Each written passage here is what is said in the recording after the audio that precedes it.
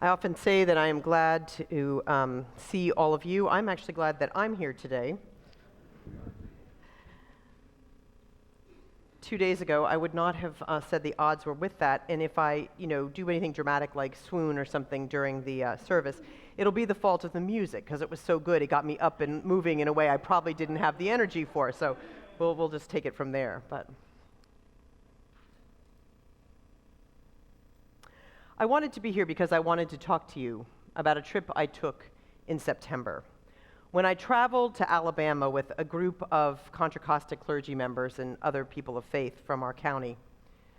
We'd all been studying together for about half a year. We were learning about issues in the county. We were trying to build relationships among us. We went to Alabama with the question that we engaged in our meditation: what is it in this moment that we are called to do? Our trip leader was the Reverend Ben McBride from Faith in Action East Bay and the California PICO program, which brings together communities of faith in action and justice making together. And he reminded us as we began that we were traveling as witnesses, not as tourists. Bear witness, he said. Don't turn away from what you see. The very first night of our journey, we had dinner with community elders. One proclaimed that they were glad we were here to hear their stories because they figured at this point most people had forgotten that they happened and that there had been a civil rights movement. It was such a privilege to be with these people. They were the people who had marched across the Pettus Bridge not just once but twice, that first time too, when so much violence happened. One had spent a night in a tree after climbing up to escape the water cannons. They were the people who boycotted. They were the marchers. They were, as one said, the foot soldiers. And what they meant by that was that they were the one who filled the ranks to create that mass movement for change, that organized movement for change. They were largely forgotten, even within their own communities, unlike the man whose birthday our nation reluctantly agreed to celebrate. And so they were eager to share their wisdom with us. What a gift. Here are some of their words. If you haven't discovered anything worth dying for, you haven't found anything worth living for. You are going to have to choose to love everything. Take courage. There is still more good than evil. And then one man said, you might see tears in my eyes, but they are tears of joy that I am here today. Because these people had faced what they needed to do, and they had been willing to risk their lives for it. Now some might ask, why does this matter to us here today, miles and decades away? Now some of us here this morning, let's be real, are black and beautiful. Most of us are beautiful in other ways and shades and hues. But the issues we face today, so many of them, are just new forms of those old problems yet unaddressed. Who deserves to thrive, we're still asking. Who deserves to survive, we're still asking. And how can we learn that basic religious truth that none of us are free until all of us are free? Near the end of the trip, we visited the monument to the Reverend James Reeb.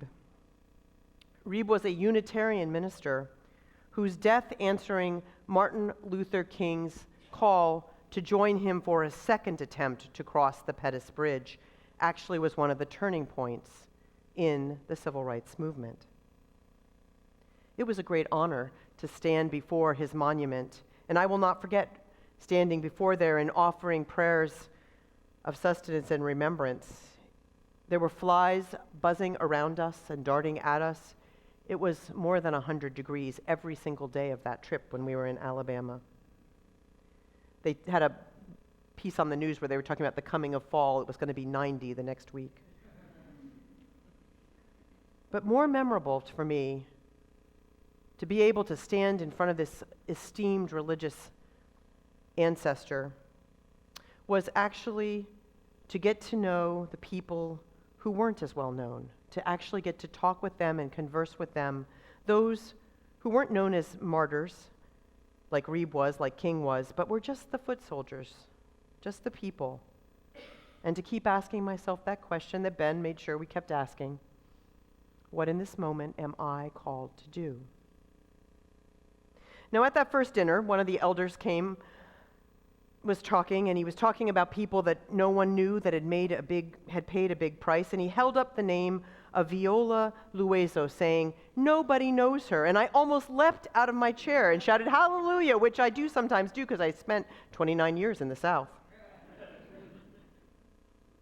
I did know who she was because she was also one of ours, a Unitarian from the D.C. area who was killed shuttling civil rights workers back and forth. She was shot in her car, and so was Jimmy Lee Jackson, the man she was carrying at the time. We have only just begun to celebrate her as Unitarian Universalists because she was a woman, she was divorced, and our people, judged her for leaving her children with friends to answer this call. So for many years we didn't tell her story, but we've started to now. And as her name was called into this circle, into this place, into this dinner, I felt my own pull from our religious tradition, my place of belonging in this movement. We made progress, and that was good, but not good enough, one of the elders said. And that is also why this is about us, because in so many ways, as I said before, the battles are the same. It's not slavery right now or sharecropping now. Now it's the unprecedented imprisonment and mass incarceration, and that school to prison pipeline, which is operating right down the street from us in East County, which I learned as my time on the racial justice task force for this county unfurled. And all the time, Reverend Ben just kept asking that question: what is it, who is it, that this moment is asking you to become? Maybe a poll worker, maybe a registrant of voters, maybe a contributor to the organizations that are organizing the truth. There was a woman at that dinner who had tried to vote 5 times. She was denied each time until the final one, and she was only allowed to vote that last time because her friends and family and her church and others had raised enough money for her to pay the poll tax. She said this: "I have a saying back home, if you don't vote, don't talk to me. If you don't vote, don't talk to me." We did get a chance to walk over the Pettus Bridge. And as we did, I kept asking that question: what part am I to play? What is my part today? When you walk over the bridge, you realize how small it is and how little escape there is from those state troopers and their clubs. And I, like many of you, had seen the movie Selma, and the walk and the attack on the bridge, and the second walk where Reeb and hundreds of others in our clergy walked too. And walking over it, I felt that fear in my body, that familiar fear that I feel sometimes when I'm around people who don't want change so much that they're willing to take out and annihilate other people to keep things the same. It's a fear that's visceral. I found myself asking another form of the question that another elder asked us in those closing moments of that dinner. What am I called to do that I would risk my life for? Maybe venturing into neighborhoods that people feel are unsafe to bring water to someone who's unhoused. Maybe having a conversation or offering my home to someone who might not be completely out of danger. Those days in Alabama deepened my ability to see other inequities around us, the incredible income inequality that you see every time you drive through any one of our neighborhoods in this area now. The crisis in housing that led 4 mothers to seize one of the 5,800 unoccupied properties in Oakland for them and their children to have shelter. The despair felt by many who aren't sure what choices they should make in their adulthood. Should they have children or should they not because of climate change? The epidemic of mental health concerns caused by the stress of living in a world where our leaders feel no need to behave with respect or compassion, what is the call? To do something small, knowing that that small is mighty in these days. I was really moved to see the places that King preached, but the most sacred spots to me were the places where people, ordinary people, lived and died not knowing whether their ultimate sacrifice would make a difference. Whenever you're working with God, it might not seem as if you've achieved anything, one of the elders said. You might be more than you think you are. And later in that trip, to be faced with the numerical reality of lynching, small acts of hate which added up to a culture of terrorism, and it was in that culture that these people were still willing to go to the streets. The equal reality of the fact that we have imprisoned so many of our citizens through mass incarceration, that they are also finding that same annihilation. We're going to have a larger conversation about this at 1 p.m. in the Minister's Sunday Salon. We'll focus more on the visit to the Equity Institute and to that powerful memorial to those lynched started by attorney Brian Stevenson, who, by the way, is featured in the movie that's just been released, Just Mercy. I know our youth are going to see it today. It's a wonderful film. I highly recommend it. I have many more images and more reflections from what was a very rich week. But in the end, what came down to me was that question: what am I in this moment called to do? It's a question that the new Faith in Action East Bay is asking, how we as congregations together, as people of faith together, can make a difference. But on this weekend reserved for honoring the Reverend Dr. Martin Luther King Jr., we need to not just honor that he answered his call. We need to answer and honor that others answered their call. And that even though he had nights when he had to ask for guidance from his precious Lord, when he had to hear the words of his favorite hymn, so beautifully done by our band and Mark, we need to honor that others had those struggles as well. Tomorrow we're going to gather, as we have for more than a decade, on the corner of Civic and Broadway to remind others in Walnut Creek that this Monday is not just a shopping holiday. Others of you walked those streets yesterday. I could not do that. I was drinking a lot of tea to be here today. Some of you might just grab a friend and go see Just Mercy and make the producers of that film know that people want to see films like that as well. You might want to make a donation, maybe to the Equity Institute or to Black Lives of Unitarian Universalism. There are a million small things you can do, but it's important that we do them as people of faith. Faith institutions, one of the elders said. Actually, no, this was in the Equity Institute. Faith institutions were central spaces where people would gather to face the work that had to be done. There's an amazing grace in the worn wood of the pews that we got to sit in, that have been held and gripped by so many faithful people over those decades.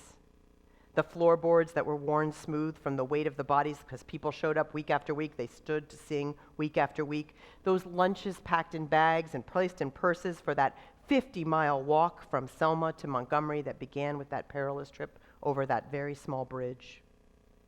All these little monuments to the strength that came from inside, and also to the strength that comes from knowing that they were part of something bigger than they were. In the Equity Institute, when you first walk in, there is an exhibit where there are holographic images of slaves whispering their secret sorrows. The first has a grieving mother who has just seen all her children sold into slavery away from her, a practice which separated more than half of black families in the 1800s from one another. Gone, gone, all of them gone. God, why don't you kill me? The woman says over and over and over. The last of the stalls has a child standing very still, as if trying to be invisible and not noticed, and you only figure out that it's a moving image because at the end she wrings her hands together. And there's a man who's saying with anger, with deep fury, "This may be the last time you hear me pray to you, God. This may be the last time." In this moment, what are we called to do in this world in which child separation still happens on our borders? This trip is one that I would commend to should be seen, because in the midst of such unspeakable cruelty, the power of a leader like King or Malcolm X or Ralph Abernathy is so clear. And yet, what is also clear is the people, the ordinary people, the people whose hands rubbed those pews smooth, listening to those sermons, whose feet wore that concrete floor smooth from standing to sing week after week. No doubt, many were wondering there, what should I do? And will I be safe if I do it? What should I do? How can I make a difference? What do I do with my grief? What do I do with my pain? What do I do with my disbelief that people could do this to one another? We walked on the staircase where those beautiful young girls were killed in church on a Sunday morning. And we learned about the two young men whose names weren't even ever lifted up, who were killed that same day out in the streets by those that were celebrating that the girls had been killed. What are we called to do in our time? I have had so many conversations over the last years with people who say that it's time to get over slavery, that it's time to get over what was done to black people, that was a long time ago. The enslavement of black people lasted for more than 2 centuries, the first walls of the Equity Institute to tell us. It was justified by an elaborate narrative of racial inferiority, and that narrative is still with us today. Today we understand that what people then did not, that trauma can be passed generation to generation through the body and through the despair, that we are the nation that incarcerates more people than any other in the world, and a disproportionate number of them are black. What are we called to do in this moment? In the heat of the day, and as I said, it was over 100 every day we were there, we had the reminder of climate change and how it is disproportionately hurting people of color and poor people. And it was 103, I think, the day that we walked through the National Memorial for Peace and Justice, which most people refer to as the Lynching Memorial. It is a haunting display of hanging tablets, each of which represents a county where people were lynched, and each is engraved with the names of the people that died in that county. I had an amazing roommate for that week, Pastor Joyce, who is our neighbor in the county. She gave me this journal, which I used each night. But she was walking through those rusty tablets, remnant of bodies hanging, when she discovered the name of her grandfather on one of them.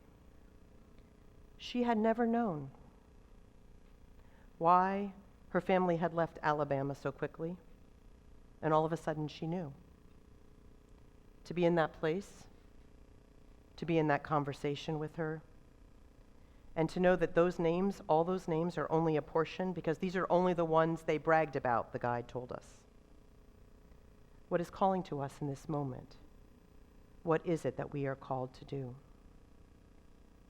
And I want to remind us of that song we sang at the beginning, Over My Head, because we need to keep in mind that there's trouble in the air, but there is also gladness, because each of us can be one of those angels that's in the air as well, because each of us can do some little part to be part of the movements for change.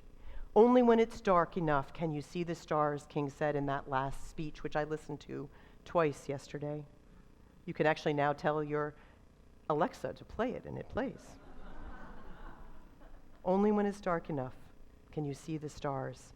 We can be part of the gladness. We can be part of the movement. It is important that we do this so that we can see the gifts of all the Jakes of the world, all the people of the world, all the people whose rights are still restricted, whose identities and survival are still challenged. I don't recount this today to make things too hard to bear. I recount it to remind us that others have lived in times so oppressive, so hard to navigate, so full of despair, and they have lived to tell the tales and pass them on to others. Those times are, as I thought about it each night, reflecting and writing in the journal that Pastor Joyce had given me, so much like these times, just people struggling to live, to have shelter, to vote. Last week, our UUA launched the UU the Vote initiative, and we're putting together a team to be part of that. It's going to counter the new forms of voter suppression which are rife and rampant in our nation now. Throughout that week in Alabama, we would pass other churches. They were much bigger, much grander. They had big lawns. Some of them had gates. They were where the white people would sit in those times, complacent and complicit, many of them. Reverend Ben McBride observed one time as we were passing our incredibly large church, an organized lie is more powerful than disorganized truth. An organized lie is more powerful than disorganized truth. And then again, he asked that question, in this moment, what are you called to do? We have the opportunity to be the foot soldiers, the rank and file of our times. Whatever we are called to do, let us not turn away. I'm going to invite us to take a moment and look at some of the images that we will be discussing more at 1 o'clock.